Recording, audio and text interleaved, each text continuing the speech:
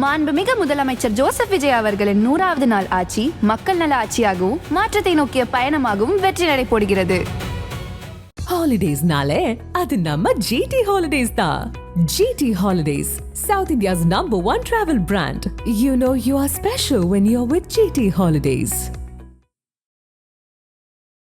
நேயர்களுக்கு அன்பு வணக்கம். தாவேகா அப்படிங்கிற கட்சி ஆரம்பிச்சு நிறைய விஷயங்கள் போய்கிட்டு இருக்கு. சிஎம்மா முதலமைச்சர் விஜய் அவர்கள் அமர்ந்து இன்னையோட 100 நாள் எப்படி இருக்கு இந்த பயணம்?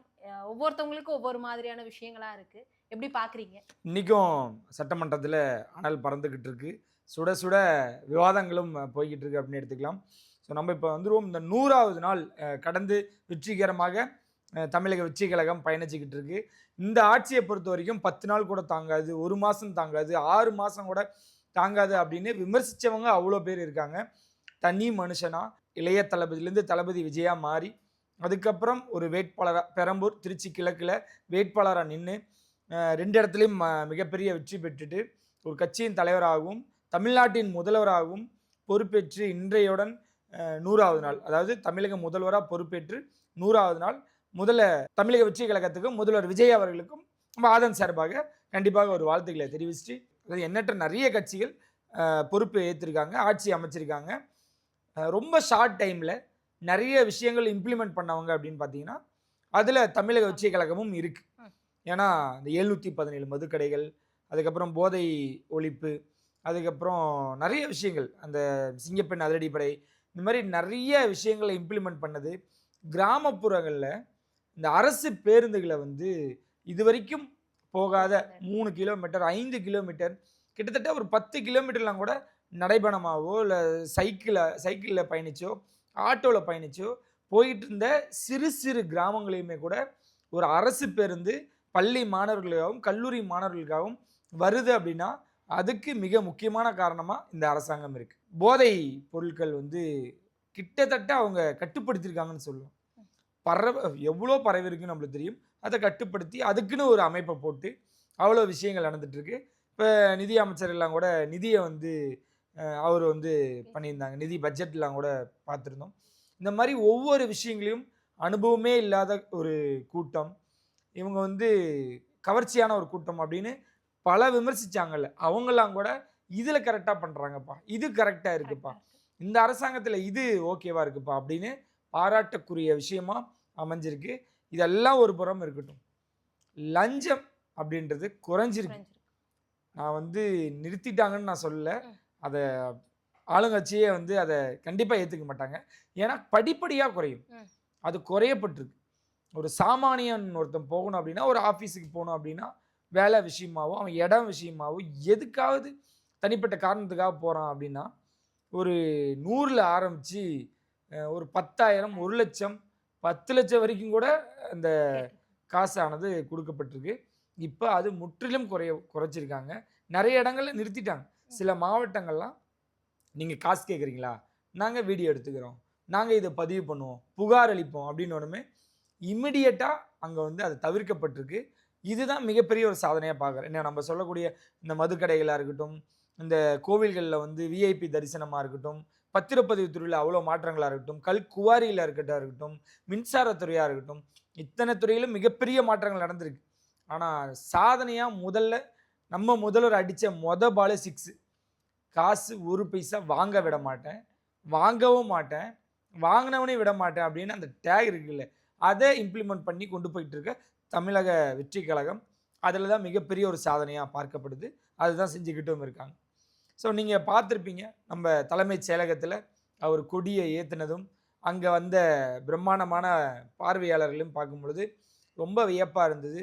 மீண்டும் நான் சொல்கிறேன், இதுக்கு முன்னாடி ஆட்சியிலையும் இதுக்கு முன்னாடி தலைவர்களும் இந்த மாதிரியான விஷயங்களை பண்ணியிருக்காங்க.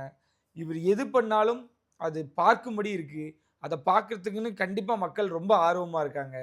என்ன பேசுவார் அப்படின்ற ஒரு விஷயம் அவர் சொல்லும் பொழுதெல்லாம், இந்த சுதந்திர தினத்தில் சுதந்திரமாக எல்லோரும் இருக்கணும், நம்ம ஆட்சிக்கு வந்திருக்கோம் அப்படின்னு சொன்ன விஷயங்களாக இருக்கட்டும், அவ்வளோ விஷயங்களை நோட் பண்ணி எல்லாரும் ரசிக்க தொடங்கியிருக்காங்க. அப்படின்னா இன்றைக்கி அசம்பிளி நம்ம சரி ஓகே 3 நாள் லீவு, எல்லோரும் வேலைகளை பார்க்க ஆரம்பிச்சிட்டோம். ஊர்லேருந்து ஒரு நண்பன் கால் பண்ணுறோம், சரி நீங்கள் அசம்பிளி பார்த்தியா, இன்றைக்கி பாரு, இன்றைக்கி நம்ம முதல்வர் வந்து இன்னொரு இடத்துல இருக்காங்க, இனிமேட்டு தான் அவர் வருவார், வரத்துக்கு முன்னாடி இங்கே காரசார விவாதம்டா, பயங்கரமாக இருக்குது. இன்றைக்கி அசம்பிளி இன்றைக்கி தான் சூடு பிடிச்சிருக்கு. எதிர்கட்சியுமா இருக்கட்டும், நம்ம ஆளுங்கட்சி தரப்பாக இருக்கட்டும், நல்லா பேசிகிட்டு இருக்காங்க. கொஞ்சம் அதை பார்த்தியா நீ? நான் மறந்துட்டோம். ஆமாம்ல இன்னைக்கு இருக்குல்ல அப்படின்னு. ஸோ அவனெல்லாம் இவ்வளோ நாளாக அவனுக்கு அசம்பிளினாலே என்னன்னு தெரியாது. ஓப்பனாக ஒத்துக்கிட்டு தான் ஆகணும். அதை தெரியும், அவங்க ஊர் எம்எல்ஏ யாருன்னு தெரியும், சிஎம் யாருன்னு தெரியும்.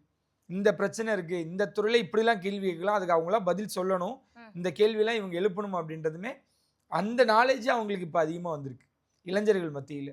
பார்த்துட்டு நம்மளுக்கு அனுப்புகிறாங்க. ஏதாவது ஒரு விஷயம்னாலும் இது ஏன் அப்படி பேசினாங்க அவங்க அப்படின்னு நம்ம கேட்க தொடங்கியிருக்காங்கல்ல.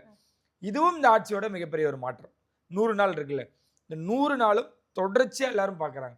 என்னென்ன நாள் என்னென்ன நடந்திருக்கு, சிஎம் எங்கெங்கே போயிருக்கார், எங்கெங்கே ஆய்வு மேற்கொண்டிருக்கார், யார் யாரை கண்டிச்சிருக்கார், யார் யாரை வந்து எந்தெந்த துறையில் வேலைகள் செய்யலை அப்படின்றத எவ்வளோ விஷயங்கள் எடுத்திருக்காருன்னு ஒவ்வொன்றா காலையில் அவர் 9:30 எப்படி தலைமைச் செயலகம் வராரோ அந்த மாதிரி அவங்க நான் இரவு படுக்கிறதுக்கு முன்னாடி என்னென்ன விஷயங்கள் இங்கே அரசியலில் நடந்திருக்கு அப்படின்றத அவ்வளோ தெரிஞ்சுக்கிறாங்க.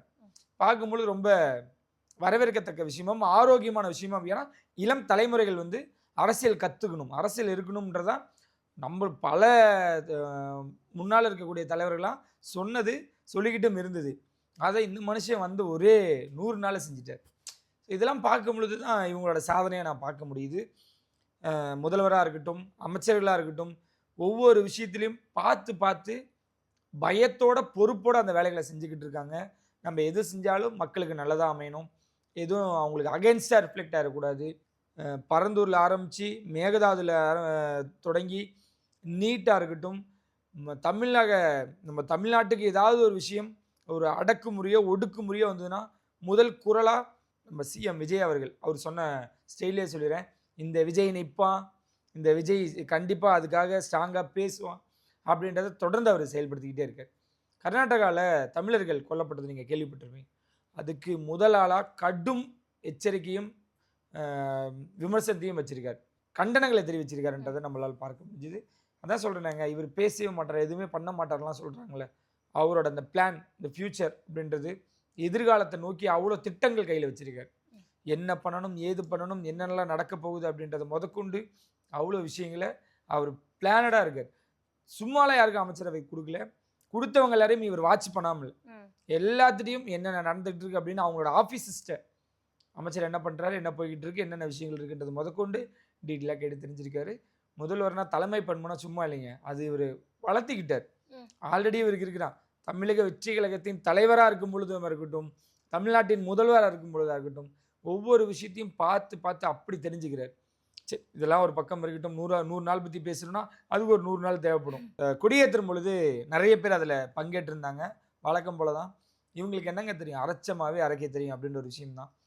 நீங்கள் ஒரு விஷயத்த பேசுகிறீங்க, ஒரு விஷயத்த உங்களுக்கு தயக்கமாக இருக்குது, இல்லை உங்களுக்கு அது வந்து ஒரு சர்ச்சையை ஏற்படுத்தணும் அப்படின்னா தாராளமாக எப்படி வேணால் பண்ணுங்கள்.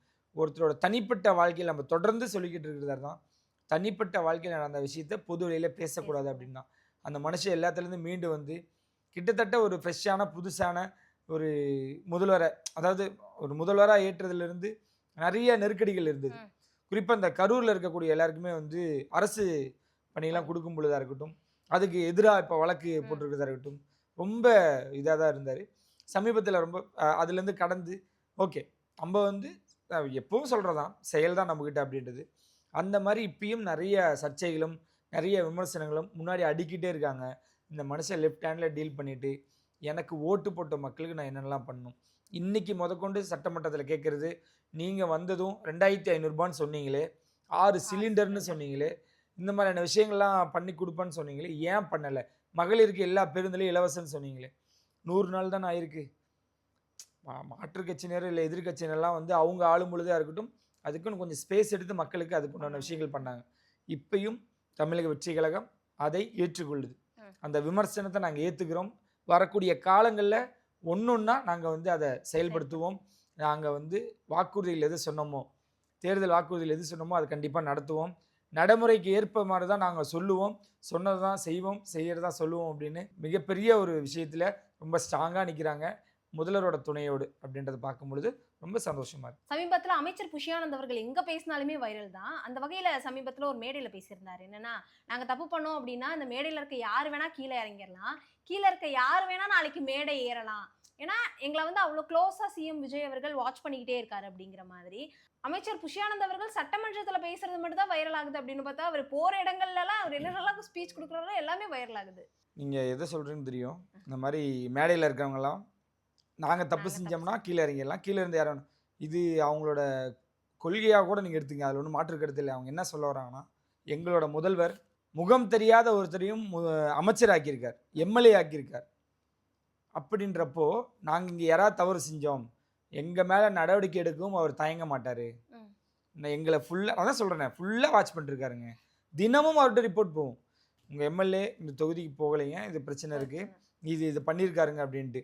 பண்ணியிருக்கிறதெல்லாம் அவர் தள்ளிட்டு போயிடுவாருங்க. ஏன்னா ஒருத்தனை நல்லா படிக்கிறவனை பாராட்டி என்ன பண்ணுறது, அவன் தான் நல்லா படிக்கிறானே. நல்லா படிக்காதவங்க யாராக இருந்தாங்கன்னா அவங்களுக்கு சொல்லிக் கொடுக்கணும், இந்த மாதிரியான விஷயங்களை கண்டிக்கணும். அதெல்லாம் அவர் வந்து வெரிஃபை பண்ணுறார், நிஜமாக அது உண்மைதானா நடந்திருக்கா அப்படின்றது. ஸோ இதுதான் நம்ம முதல்வர் அவர்கள். இன்னொன்று, இந்த கட்சியை பொறுத்த வரைக்கும் சொல்கிறேன், ரொம்ப ஸ்ட்ராங்காக ஒரு விஷயம், முதல்வர் அவர்கள் இன்னும் 15 வருஷத்துக்கு இருக்க போகிறாருன்றதை ரொம்ப ஆணித்தனமாக நிறைய பேர் சொல்கிறாங்க, செயல்பாட்டில் தெரிஞ்சிருப்போது. ஆனால் அவரை பொறுத்த வரைக்கும் அதை மாற்றிக்கிட்டே இருப்பார். அந்த அமைச்சரவையாக இருக்கட்டும், எம்எல்ஏ, அவர் நம்மளை நம்பி நிற்கிறான். அவங்கள வந்து அவங்க ஊரில் இருக்கவங்க கூட இவர் வேட்பாளரா அப்படின்னு கேட்டவங்களாம் இன்றைக்கி அவங்கள வந்து அமைச்சராகவும் எம்எல்ஏவாகவும் கொண்டாடிக்கிட்டு இருக்காங்க. அப்படின்றப்போ கொண்டாடினான்ல, அவன் வீட்டில் ஒரு கனவு இருக்கும்ல, நான் ஏன் எம்எல்ஏ ஆகக்கூடாது, நான் ஏன் அமைச்சர் ஆகக்கூடாது. இன்ன வரைக்கும் இந்த ஜென்சி ஆல்ஃபாவா என்னென்னமோ சொல்கிறாங்க, அந்த பசங்களாம் கூட இன்னும் ஒர்க் பண்ணிகிட்டு இருக்காங்க. அவங்களையும் மேடை ஏற்றணும்னு அவருக்கு ஒரு கனவு இருக்குல்ல, ஒரு ஆசை இருக்குல்ல, அது கண்டிப்பாக நடக்கும். அதை தான் அவர் வந்து இன்டைரக்டாக சொல்லியிருக்காரு. நம்ம முதல்வர் காலத்துக்கு ஏற்ற மாதிரி மாறுவார்.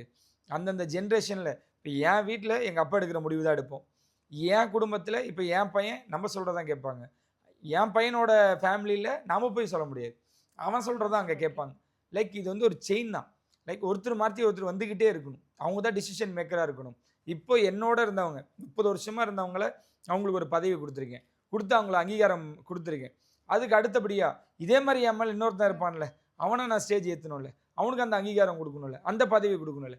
இதுதான் முதல்வர், எல்லாருக்கும் எல்லாம் கிடைக்கணும். அதுதான் நம்ம முதல்வர். கவலையப்படாதீங்க, அதுதான் நடக்கவும் செய்யும்.